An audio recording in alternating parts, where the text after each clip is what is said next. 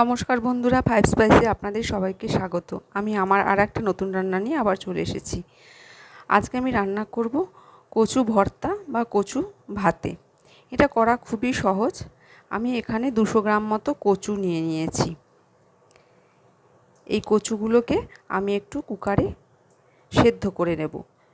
সেদ্ধ করার সময় খেয়াল রাখবেন একটাই সিটি দেবেন, সেটা দিয়ে একবার দেখে নেবেন। সিটিটা দেওয়ার পরে যতক্ষণ না ভেপারটা বেরিয়ে যাচ্ছে ততক্ষণ খুলবেন না, দেখে নেবেন যে কচুটা নরম হয়েছে নাকি।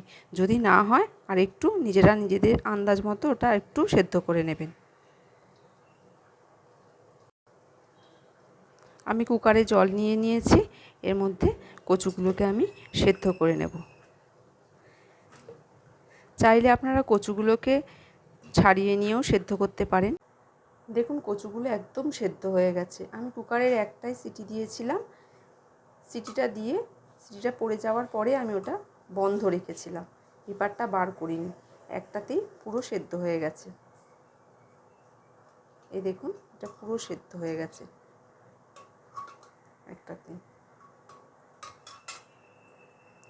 চলুন এবার এটা আমরাকে ভর্তা বানাই। আমি কচুগুলোকে একটু ঠান্ডা জলে পরিষ্কার করে একবার ধুয়ে নেব। ধুয়ে নিয়ে এর খোসাগুলো ছাড়িয়ে ফেলবো।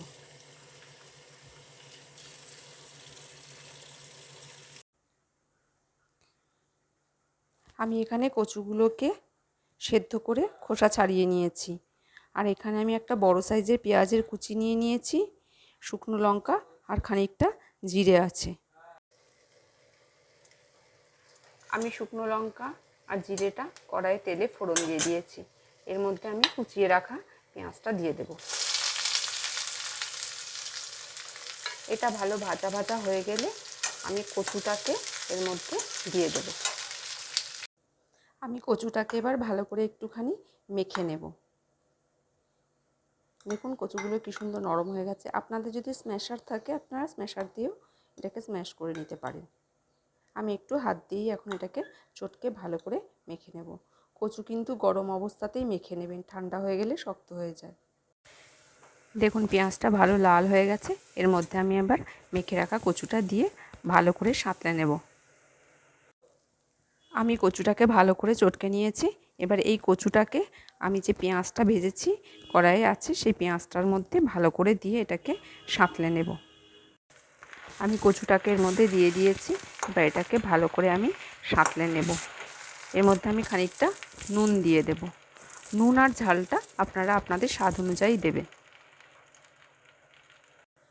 দেখুন আমার কচু ভর্তা সম্পূর্ণ রেডি। এটা গরম ভাতে খুব ভালো লাগে। চাইলে আপনারা এর মধ্যে নামানোর আগে একটুখানি কাঁচা সর্ষের তেলও দিতে পারেন। আমার কচু ভর্তা সম্পূর্ণ রেডি। যদি এটা ভালো লেগে থাকে আপনারা অবশ্যই ট্রাই করবেন।